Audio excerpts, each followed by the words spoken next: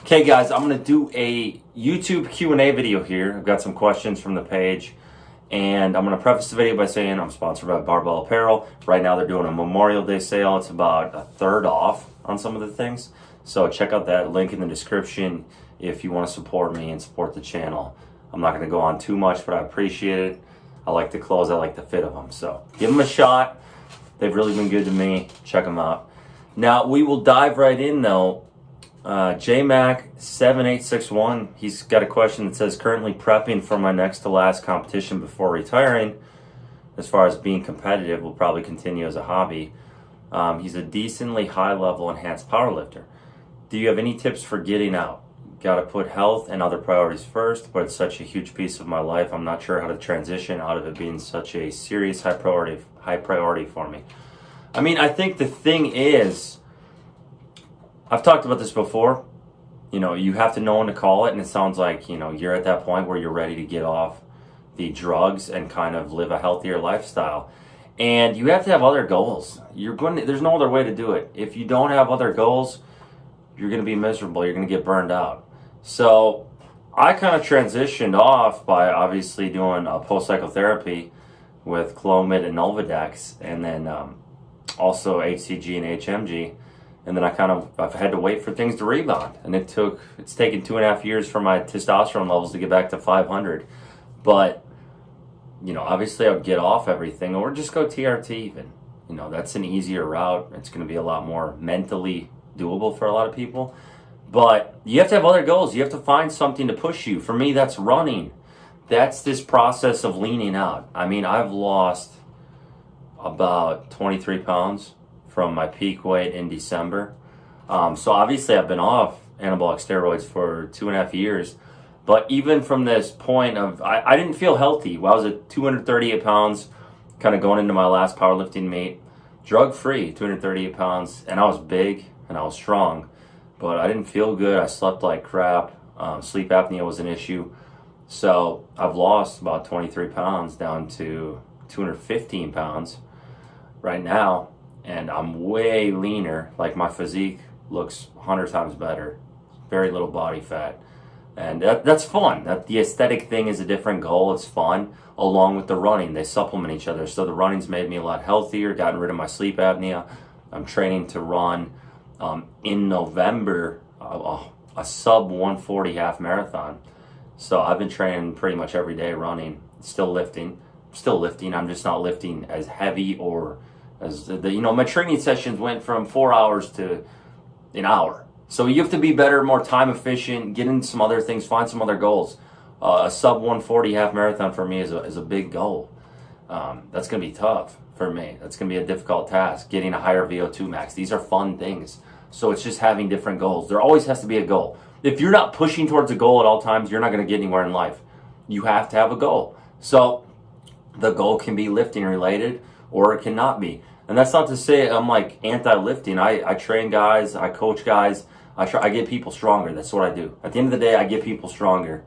I also have a guy, we've lost 100 pounds. I do one-on-one training with him. He's lost 100 pounds, transformed his life. He went from 310 to 205 he's at now. 53 years old, completely changed his life. But he had a goal. You have to have a goal. So find something. It can be jiu-jitsu. It can be anything. It can be a physique competition. Continue to lift, but it doesn't have to be the end-all, be-all. So that's my answer for that. Austin Fair 23 asks, hey Pete, do you think it's worth pushing your limits and potentially have a life-changing injury? Slip disc, for example, for the sake of mediocre numbers. Currently battling with maybe taking a step back from powerlifting and focusing more on hypertrophy, as I think it would be more injury preventative. Current numbers, 335 squat, 455. No, that's not right. He goofed up the order. 335 bench, 455 squat, 515 deadlift, respectively. You know, slip disc is not a life-altering injury. Like, everyone has back issues. I try to tell people, I'm like, there should not be any fear on when you're squatting or deadlifting as far as your back. Do not fear a back injury. Everyone at some point in their life, whether they lift or not, is going to have back pain. Is going to have a back injury. Is going to have a slip disc. Everybody who powerlifts long enough has a herniated or bulging disc. It's inevitable. You cannot avoid this. So don't let that hold you back. What's the worst that's going to happen on a deadlift? Do you have a strained spinal erector, strained low back, and you're out for 3 weeks? Big deal. Like, you'll come back like that. A slip disc takes time to happen. And this stuff, it's never should be a fear. Dan Green, in that interview I did with him, talked about how a rounded back position makes you a stronger puller, which I've said my whole life. It's like, back injuries are no big deal, guys. Unless you're getting under the bar with 700 plus pounds on squat and you're on a bunch of PEDs, there aren't going to be these horrific life-altering injuries where you see the guys blow their quad tendons out, blow their ACLs out on squats. Well, number one, they're on a bunch of PEDs and they're squatting north of 700 pounds. That's about the only time you're going to have a crazy injury. Same with bench, like a pec tear even isn't the end of the world. But everyone has a pec strain. Everyone goes, I tore my pec. And they have a coracobrachialis strain right here, right at the insertion where the upper armpit areas where the shoulder meets, the delt meets the pec. That's where everybody strains their pec. But an actual muscle belly pec tear like Thor had, that's from taking a ton of PEDs and lifting crazy high weights. Not going to happen to most people. So life-altering injuries from powerlifting should not be a fear for 95% of the population. Unless you're on a bunch of PEDs and at the very elite level of weights, it's not going to happen. Okay, I've had injuries and I get by fine. I have never had surgery from lifting. I've never had anything that bad. So push it, bro. Like, there's nothing to hold you back. Tarzan is cool says, how important do you think training to failure is on main movements? In other words, how do you feel about the sentiment most of your main work should be RPE 8 or below? I think it kind of depends on the lift. Training to failure in the sense you're missing reps is usually not the best way to go with your training. Like, you don't want to be missing reps all the time. That's usually not going to be productive. But at the same time, you got to go heavy, especially on bench. Bench is one of those lifts where if you're not consistently going heavy, it's not going to go up. You have to be handling heavy weights a lot on bench, and even squat for the most part. Deadlift is the one lift where you can kind of train more sub-maximally and get some really good progress out of it, focusing on speed first and foremost. But on every lift, you should be focusing on speed. So training to failure, I wouldn't do as far as like absolute RP 10s on everything. So yeah, I'd say most of your main work should be about ARP 8 or lower. So I would pretty much agree with that. I wouldn't train to absolute failure like West Side style, Conjugate, where everything's like a max out. I wouldn't do that. Mongoose Khan, what are your tips on getting back into lifting after a long layoff? I had to stop lifting due to a chronic illness and have lost most of my strength and muscle mass. Lost 55 pounds body weight. I want to start lifting again. Any advice on how to approach it? Okay. You just got to ease back into it. I mean, I don't know how long you've been off, but muscle memory is a real thing.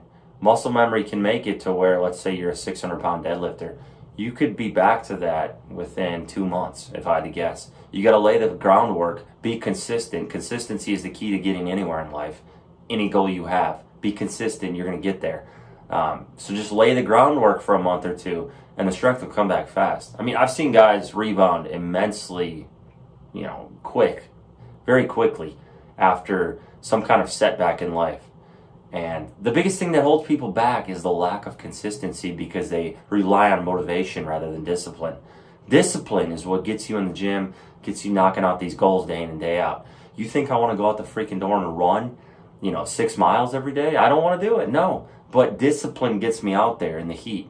It's not training for this goal. It's not motivation. Motivation's fleeting. Most people lack the consistency because they lack the discipline. Get the discipline going and there's no excuses. You're going to get it done no matter what. That's what you need to get. That's what you need to do. You do that, even after a long layoff, you'll be back to where you were and surpass that level in no time. Okay, let's see what we got. Phoenix, what are your thoughts on conjugate training? I'm curious about that because it's the absolute opposite of your approach, but a lot of people get inhumanly strong with it. Just in case, I'll explain it shortly. Okay, so he goes on to explain conjugate. I'm not big on it. It's very taxing on the CNS, really wears you down. Training to that level of failure will make it to where your CNS is constantly fatigued to the point you're not going to be as productive in your everyday life because you're so run down from maxing all the time. It's the same premise of like if you went out and ran every day as fast as you could, you'd run yourself into the ground. You have to hold back. You have to run at 80% instead of 100%. You have to do slower runs. It's the same way with lifting. You have to do, RP 8s. We just talked about this. If you're doing RP 10s all the time, you're going to run yourself into the ground. So I think it has worked for people, but I've seen a lot of people where it hasn't worked for them. I think there's more optimal approaches. Jose Jimenez, weird asking this, but you have evolved, sir. What kind of exercises have you found useful for running or staying healthy while increasing your mileage? I'm big into pull-ups. I'm big into push-ups, these bodyweight exercises that go up as you get leaner. Those are good because it actually gets to a weird point where you're bringing the bar down on bench and you're so lean that it hurts. It literally hurts your sternum because there's no fat there anymore at all. So I'll bring the bar down and it'll literally be painful on bench. Whereas things like pull-ups, push-ups, and all that go up. And dumbbell bench is another good one. Big on Bulgarian split squats. I still am deadlifting, back extensions, all that kind of stuff. Those are kind of the core of my training. Doing a lot more curls, variations like that, a little more physique-based work. But it's kind of funny how I think Bulgarian split squats complement that really well. Slow S2K asks, what is the ideal age to start cycling? Personally, what would you have done differently knowing what you know now? Also, do you have to be a low body fat percentage to start? So I wouldn't say there is necessarily an ideal age. I mean, if you really put me on the spot and ask me that question, I'd say 25 years old. Because then you've had maybe 10 years. You've had at least 5 to 10 years to build a base. I jumped in at 20. Just a little too young. 25, you've really had that time to put the base in. And what I would have done differently is much milder cycles. I would have done Anavar right off the bat instead of Tren and D-ball. I would have done a lot lower dosages. I would have monitored my blood work right off the bat, done more of that. But I would have really leaned into like Anavar as my compound of choice, Primobolan, Master, and those kinds of things, as opposed to the really harsh compounds like Tren and D-ball. I would have kept my body fat lower too and my diet more in check. So having a lower body fat percentage, I feel like you'll get more out of them, and that's the way to go. But they're going to work no matter what, obviously. Stepan Artuni, what is the most impressive competition powerlifting lift you've personally seen? I've seen a million. I'd say Dan Green's 783 squat, which is 355 kg at 220 pounds body weight. That was pretty impressive. That was in sleeves. That was at the time the world record in the 220 class. I think Kevin Oak set a bunch of them after that. But personally, what I've seen, that was pretty incredible. Having nearly 800 pounds on your back at 220 in sleeves is crazy. And this was before the days of the super crazy sleeves like the Inzers now. That was just, there weren't that many crazy sleeves back then. Bill Taylor, this is my man from the gym here. Bill is 73. I've been coaching him for a while. He's an awesome guy. What are your 4 most recommended accessory lifts for an improved bench max? Please demo. I'm not going to demo them, Bill. But I would say the 4 biggest. Let's go with... that's a tough question. I mean, I like bench variations, so banded bench. I'd say banded bench is a good one. I would say dumbbell bench. Weighted dips would be number 3. And then number 4, JM press. Those would probably be my 4 accessory lifts, just off the top of my head, to increase your bench. Badger Milk, how did you resolve your hip issues? It seems like you went from not squatting at all to squatting frequently recently. Yeah, this is interesting. So I didn't squat for about a year, and then I tried it one day and it felt amazing. So the time off seemed to work, doing other things like deadlifting, split squats, focusing on other lifts, and then coming back to it. That really seemed to resolve a lot of the hip issues to where my hips feel way better now. It wasn't even like I was doing a lot of mobility work or anything like that. It was time off coupled with focusing on other variations. Mongoose Khan, how do you think people who work a 9-to-5 job and have to spend 5 to 6 hours on the road should lift weights? How should he approach it, and was your advice? Okay, so 5 to 6 hours on the road. I mean, I don't know if that means they're like a commercial truck driver or what the deal is, but obviously you're going to get really stiff. So I would do probably 10 to 15 minutes of hip stretching to warm up, just to loosen things up beforehand. And then I would probably dive into a 3-day full body split if you're working long hours or whatever. So I would do 2 days of squats, 1 day of deadlift sandwiched in between, and then I would do 3 days of bench, and then I would fill in maybe 15 minutes of various accessory work at the end. But a lot of people can progress on a 3-day split. They just don't realize it. 3-day splits can really work when you're in a time crunch. You can get very strong on a 3-day training split. That's what I would do. An ordinary lifter, how much is stretching important before and after workout? Now, I just said in this guy's case, I would do like 15 minutes of hip stretching, but normally I don't think it's that important. A lot of guys can literally just roll into the gym, start increasing weight on the bar and stretch out that way. There are little things I like to do as far as, some internal, external hip rotation work, stuff like that, but I don't go crazy anywhere near what I used to with stretching. I used to stretch for like an hour and get nowhere, and now I'm just going to stretch for, 5-10 minutes tops. Kevin McAllister, when will we see Dan Green on the podcast? Just did it. Done. Got you.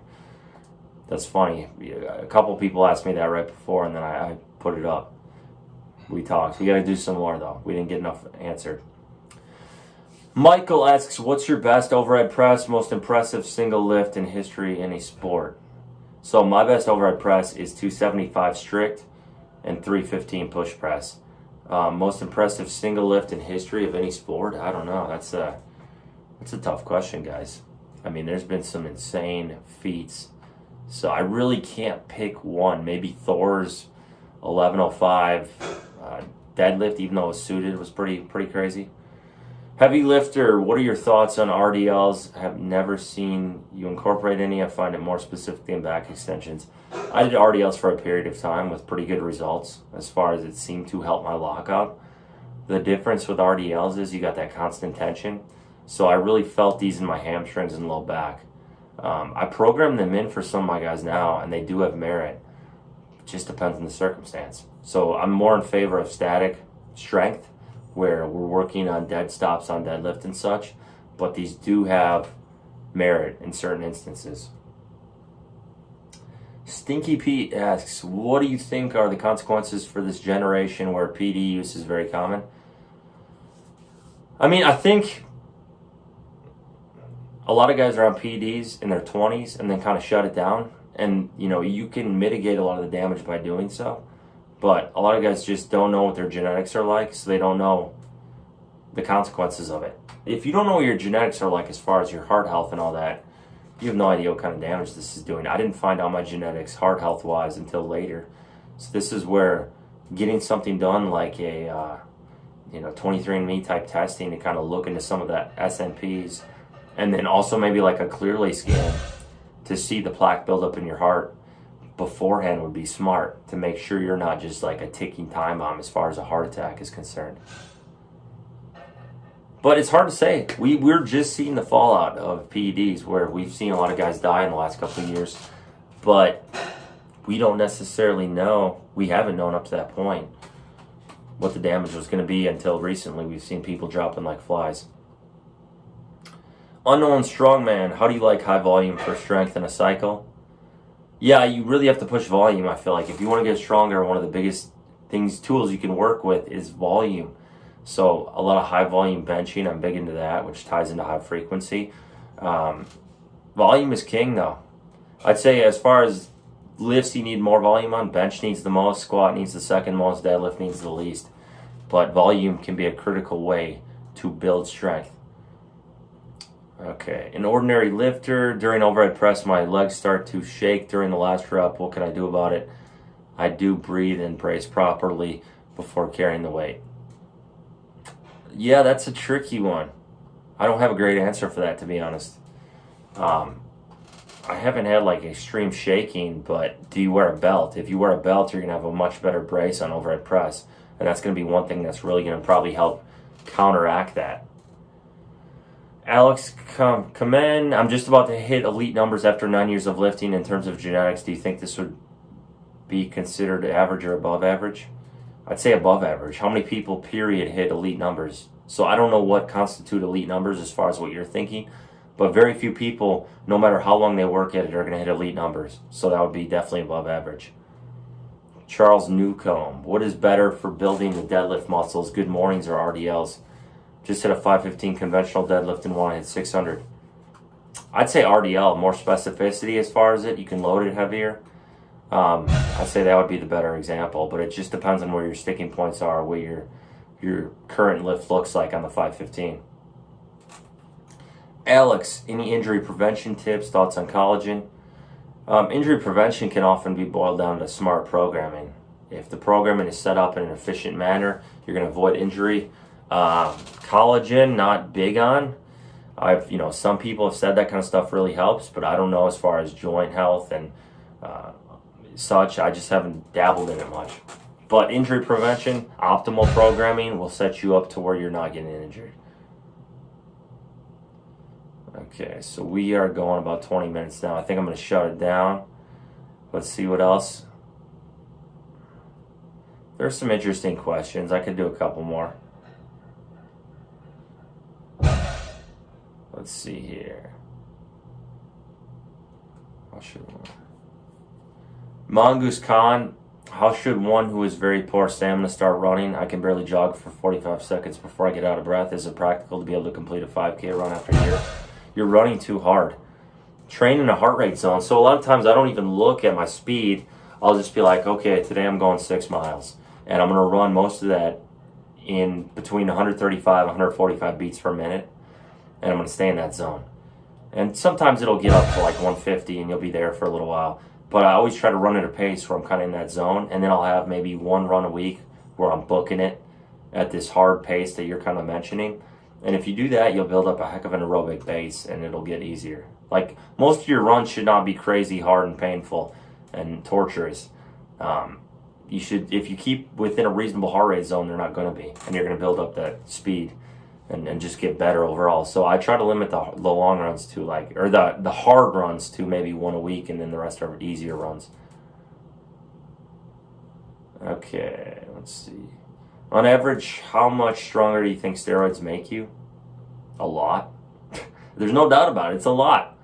I don't know. They add a lot. Let's put it that way. Jordan, do you want to have another kid? I really don't. I have my daughter, and I have a bunch of stepkids. And my stepkids are all, for the most part, older. 20s. One of them, my stepson's about to go off to the Marines. So our house is getting quieter, and having my biological daughter, I'm really happy with her. I want to take care of her and provide as best I can for everyone in my family. So I'm good with this, with just the situation as it is now, and I'm not trying to have any more kids. I really am content with that. My parents just moved to the area, and everything's wonderful, the family dynamic, so I don't really want to mess with that right now. Thanks for watching the videos, guys. Subscribe, comment, all the things. Keep supporting the channel. Appreciate you. A lot more to come this year.